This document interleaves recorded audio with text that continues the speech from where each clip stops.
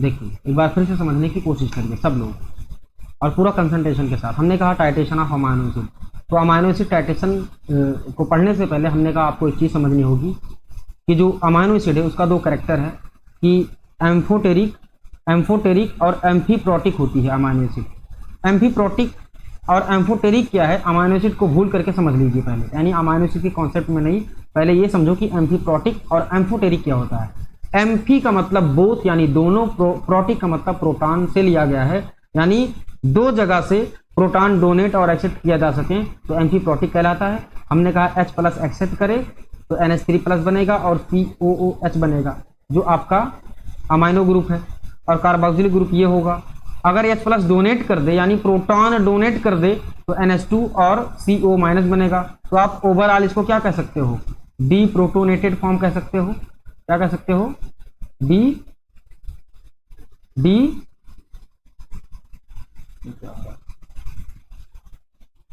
क्या कह सकते हो, डी प्रोटोनेटेड फॉर्म, और इसको क्या कह सकते हो, प्रोटोनेटेड फॉर्म। आगे मैंने लिखा भी है प्रोटोनेटेड और डी प्रोटोनेटेड क्या है। तो डी प्रोटोनेटेड का मतलब H प्लस निकल गया है और प्रोटोनेटेड का मतलब H प्लस आया है। तो ऐसा मॉलिक्यूल जिसके पास एबिलिटी हो प्रोटॉन को डोनेट करने की और एक्सेप्ट करने की, और दो जगह दोनों ग्रुप में हो एबिलिटी, उसको एम्फी का मतलब बोथ, प्रोटिक का मतलब प्रोटॉन, दोनों के पास प्रोटॉन डोनेट और एक्सेप्ट करने की क्षमता है तो एम्फीप्रोटिक। और एम्फोटेरिक का मतलब कि ऐसा मॉलिक्यूल जो एसिड और बेस की तरह दोनों बिहेव कर सके वो एम्फोटेरिक कहलाता है। तो अमाइनो एसिड के पास ये दोनों कैरेक्टरिस्टिक फीचर होते हैं कि ये प्रोटॉन को डोनेट और एक्सेप्ट करने की क्षमता दो ग्रुप रखते हैं, क्योंकि अमाइनो एसिड में एक अमाइनो ग्रुप और एक कार्बोक्सिलिक ग्रुप होता है, दोनों के पास एबिलिटी होती है प्रोटॉन को डोनेट और एक्सेप्ट करने की।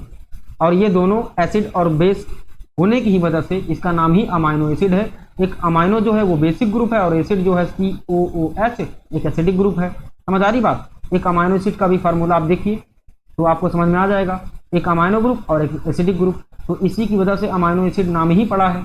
एक अमाइनो बेसिक ग्रुप है, एसिडिक आपका कार्बोक्सिलिक ग्रुप है। H प्लस अगर डोनेट करता है, सपोज दैट एसिड है वो, COOH H प्लस डोनेट किया और बन गया CO माइनस, और H प्लस एक्सेप्ट किया, वो क्या कहलाएगा, base. According to Bronsted Lowry concept हमने कहा था proton donor are acid and proton acceptor are base.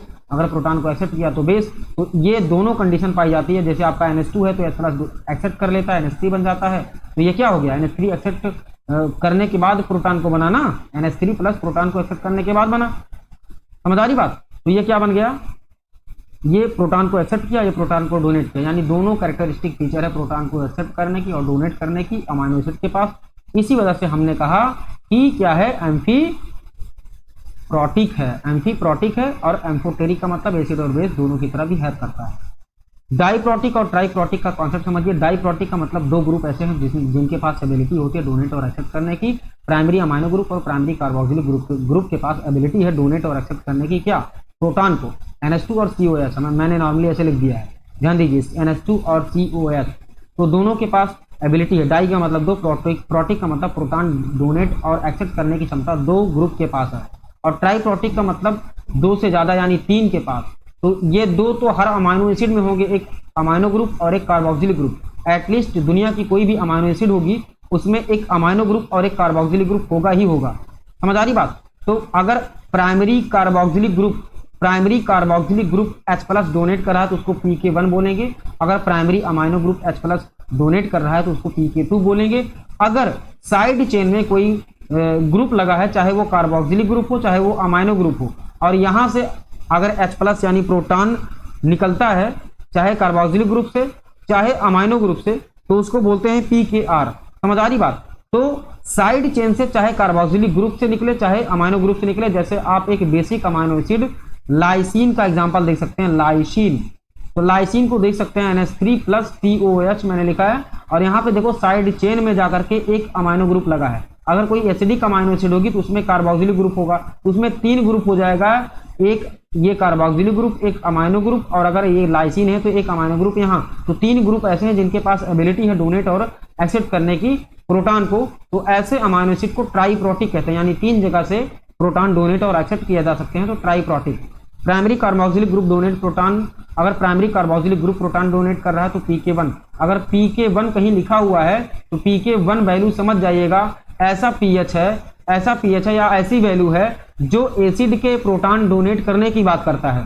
अगर pK2 लिखा है, ऐसा क्यों कहेंगे आप, pK1 को बेस भी तो मान सकते थे, अमाइनो ग्रुप का भी डोनेशन मान सकते हैं, लेकिन नहीं मान सकते हैं। क्यों? क्योंकि पहले अगर pH को हम बढ़ाते जाएं, अगर कोई एसिडिक मीडियम है तो पहले कौन डोनेट करेगा, पहले डोनेट करेगा आपका एसिड यानी कार्बोक्सिलिक ग्रुप। तो कार्बोक्सिलिक ग्रुप के पास ज्यादा क्षमता होती है प्रोटॉन को डोनेट करने की, पहले डोनेट कर देता है, उसके बाद आपका अमाइनो ग्रुप करता है। इसलिए pK1 लिखा हो तो इसका मतलब क्या है कि कार्बोक्सिलिक ग्रुप के प्रोटॉन डोनेट करने की बात हो रही है। अगर pK2 कहीं लिखा हो तो समझ जाइए कि अमाइनो ग्रुप के प्रोटॉन डोनेट करने की बात हो रही है। अगर pKr लिखा हुआ है तो समझ जाइए कि साइड चेन में चाहे वो कार्बोक्सिलिक ग्रुप हो चाहे वो अमाइनो ग्रुप है, उसके प्रोटॉन डोनेट करने की बात हो रही है। आप देख लीजिए प्रोटोनेटेड फॉर्म और डीप्रोटोनेटेड फॉर्म डायरेक्टली याद करने के लिए कार्बोक्सिलिक ग्रुप का प्रोटोनेटेड फॉर्म COOH और CO- डीप्रोटोनेटेड फॉर्म। तो अगर प्रोटॉन H इसके पास है तो प्रोटोनेटेड है, H इसके पास एक एक्स्ट्रा है तो ये प्रोटोनेटेड है, यानी NH3 plus protonated, COH protonated, carboxylic group का प्रोटोनेटेड फॉर्म और अमाइनो ग्रुप का प्रोटोनेटेड फॉर्म, कार्बोक्सिलिक ग्रुप का डीप्रोटोनेटेड फॉर्म एंड अमाइनो ग्रुप का डीप्रोटोनेटेड फॉर्म। आगे देखिए, अगर pH एसिडिक है, यानी लेस देन 7 है ना, 7 से कम है तो pH कम है, अगर pH कम है तो H प्लस ज्यादा होगा, क्यों? क्योंकि कोई भी कंडीशन हो, अगर ये यहाँ पे pH 7 से कम है इसका मतलब एसिडिक मीडियम है, और एसिडिक मीडियम में क्या होता है, एसिडिक मीडियम में प्रोटॉन की कंसंट्रेशन ज्यादा होती है, क्योंकि जैसे आप HCl को तोड़ोगे तो H प्लस Cl माइनस में कंप्लीटली डिसोसिएट हो जाता है ना, कंप्लीटली डिसोसिएट हो जाता है आपका HCl। तो जितना pH कम होगा उतना H प्लस का कंसंट्रेशन ज्यादा होगा। इसको आप ये भी लिख सकते हो कि pH is less than PI हमेशा 7 के आसपास होता है, आइसोइलेक्ट्रिक पॉइंट pH 7 के आसपास होता है, चाहे वो 6 भी हो सकता है, 7.5 भी हो सकता है ना, थोड़ा सा फ्लक्चुएट कर सकता है। तो आप कह सकते हो कि आइसोइलेक्ट्रिक पॉइंट से pH भी क्या होगा, कम होगा, है ना, pH कम होगा। अगर एसिडिक मीडियम है तो एसिडिक मीडियम में हमेशा आइसोइलेक्ट्रिक पॉइंट से pH कम होगा। और आइसोइलेक्ट्रिक पॉइंट क्या है, जहां पे pH IP के बराबर हो जाए, यानी IP क्या है, आइसोइलेक्ट्रिक पॉइंट क्या है, जहां पे कोई भी मॉलिक्यूल हो उस मॉलिक्यूल का चार्ज ओवरऑल 0 आ जाए, यानी कोई भी अमाइनो एसिड है उस पर एक नेगेटिव चार्ज एक पॉजिटिव चार्ज, ओवरऑल चार्ज 0 हो जाएगा, क्योंकि +1 और -1 कैंसिल हो जाएगा। और ये किस pH पे होता है, अगर हम एलानिन की बात करें एट pH 6 पे क्या होता है, ये जो कार्बोक्सिलिक ग्रुप है डीप्रोटोनेटेड रहता है और अमाइनो ग्रुप प्रोटोनेटेड रहता है। क्योंकि अगर कार्बोक्सिलिक ग्रुप पहले देखो, ये कंडीशन है, ये कंडीशन एसिडिक मीडियम में थोड़ा सा pH बढ़ा, pH 6 हो गया, मान लीजिए pH 6 हो गया तो पहले इसने अपने प्रोटॉन को डोनेट कर दिया, क्योंकि इन्वायरमेंट में H प्लस का कंसंट्रेशन कम हुआ तो कार्बोक्सिलिक ग्रुप ने अपना प्रोटॉन डोनेट कर दिया। और जब इसने अपना प्रोटॉन डोनेट कर दिया तो यहाँ पे एक माइनस चार्ज आ गया CO-, और यहाँ पे अभी इसने डोनेट नहीं किया तो एक +1 चार्ज और -1 चार्ज, -1 +1 कैंसिल हो गया, ओवरऑल चार्ज 0, तो एलानिन 0 हो गया। यानी ऐसा pH जहां पे किसी अमाइनो एसिड पे चार्ज 0 हो जाए, है ना, न्यूट्रल हो जाए, उसको बोलते हैं आइसोइलेक्ट्रिक पॉइंट। तो आइसोइलेक्ट्रिक पॉइंट भी 7 के आसपास आएगा। इसका मतलब एसिडिक मीडियम का मतलब ये है कि pH जो है आइसोइलेक्ट्रिक पॉइंट से कम होगा। समझ आ रही बात ना, एसिडिक मीडियम pH यानी PI आइसोइलेक्ट्रिक पॉइंट से कम होगा। आइसोइलेक्ट्रिक पॉइंट वह pH है जहां पे किसी अमाइनो एसिड पे चार्ज 0 हो जाए। समझ आ रही बात। तो आगे देखिए, अगर pH = PI हो जाए तो ये कंडीशन हो जाएगी आइसोइलेक्ट्रिक पॉइंट जहां पे चार्ज ओवरऑल 0 हो जाएगा। अगर pH ज्यादा है तो इसका मतलब ऑलरेडी H प्लस का कंसंट्रेशन कम होगा। इसका मतलब क्या है, pH ज्यादा होगा PI से, तो 7 के आसपास PI होता है आइसोइलेक्ट्रिक पॉइंट। और pH ज्यादा क्यों कह रहा हूं, क्योंकि बेस का मतलब ये है कि 7 से ज्यादा होना चाहिए। किसी का pH 7 से ज्यादा है तभी वो बेस है, और 7 के आसपास क्या होता है, आइसोइलेक्ट्रिक पॉइंट। तो आइसोइलेक्ट्रिक पॉइंट से आपका pH ज्यादा होगा बेसिक कंडीशन में। अगर pH ज्यादा है, pH इंक्रीज, PID से याद करो, pH इंक्रीज डीप्रोटोनेशन, और डीप्रोटोनेशन सिर्फ एक ग्रुप का नहीं, दोनों ग्रुप का होगा, अमाइनो ग्रुप और कार्बोक्सिलिक ग्रुप दोनों का होगा। अगर कार्बोक्सिलिक ग्रुप अपना प्रोटॉन डोनेट करता है तो ये कंडीशन, इसने डोनेट कर दिया तो NH2 हो गया, क्योंकि NH3 प्लस था, pH प्लस निकाल दिया तो NH2 हो गया। तो ओवरऑल चार्ज यहाँ पे -1। अगर pH कम है तो pH डिक्रीज मतलब protonation D, pH decrease protonation, protonation of both group, दोनों ग्रुप का प्रोटोनेशन अगर इंक्रीज हुआ तो दोनों ग्रुप का डीप्रोटोनेशन। अगर न्यूट्रल है तो एक का प्रोटोनेशन और एक का डीप्रोटोनेशन। और आप जानते हो डीप्रोटोनेशन पहले कौन होता है, एसिड होता है, तो CO- और अमाइनो ग्रुप का NH3 प्लस आपको याद होना चाहिए।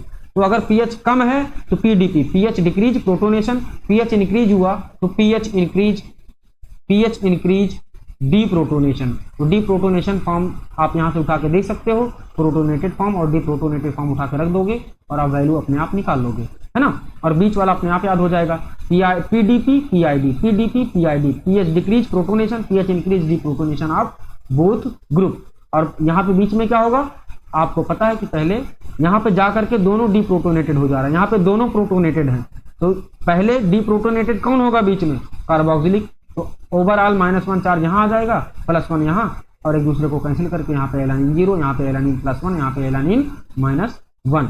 समझ आ रही बात।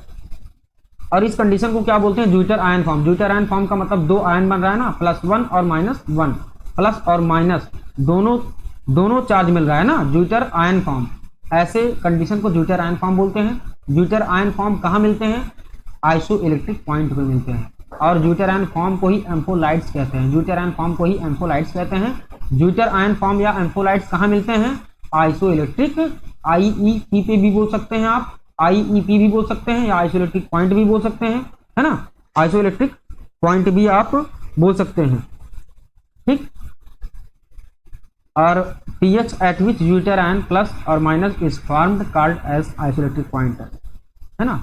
ज्यूटर आयन प्लस और माइनस दोनों बन जाता है, ऐसे pH, ऐसा pH at which, ऐसा pH जहाँ पे प्लस और माइनस दोनों बन जाता है, ऐसी कंडीशन को आइसोइलेक्ट्रिक पॉइंट, क्योंकि +1 -1 एक दूसरे को कैंसिल कर देंगे और ओवरऑल चार्ज 0 हो जाता है, जिसको कहते हैं कि न्यूट्रल है, या आप कह सकते हो आइसोइलेक्ट्रिक पॉइंट है। तो pH, ऐसा pH जहाँ पे अमाइनो एसिड न्यूट्रल हो जाए, उसको बोलते हैं iso electric point. I think आपको सारी चीज़ें समझ में आ गई होंगी। अब ग्राफ जो है कल समझाऊंगा, इतना कॉन्सेप्ट अगर क्लियर रहेगा तो आगे की बातें आपको आसानी से समझ में आ जाएंगी। और अपडेटेड रहिए और डेली क्लास अटेंड करिए, क्योंकि एक क्लास मिस करने के बाद बायोकेमिस्ट्री समझ में नहीं आती है। तो आप लोग मिस नहीं करेंगे, कॉन्सेप्ट को मेंटेन रखेंगे, और कॉन्सेप्ट मेंटेन रखेगा तो सब कुछ आसानी से समझ आता रहेगा, आप पढ़ते रहोगे। एनी प्रॉब्लम ये है